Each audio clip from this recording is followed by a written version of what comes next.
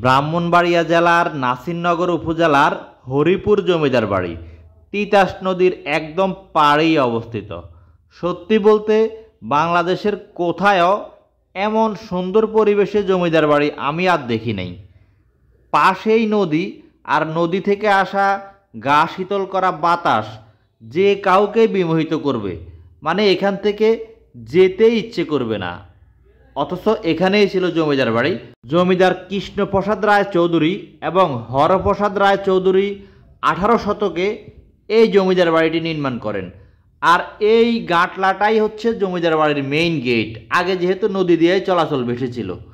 5 acre জায়গার উপর প্রতিষ্ঠিত এই বাড়িতে 60টি কক্ষ ছিল।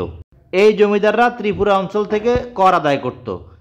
হরিপুর জমিদার বাড়ি আসতে হলে মাধবপুর উপজেলা থেকে আসাই বেস্ট, তবে যে কোনোভাবেই হোক একবার হলেও আসবেন।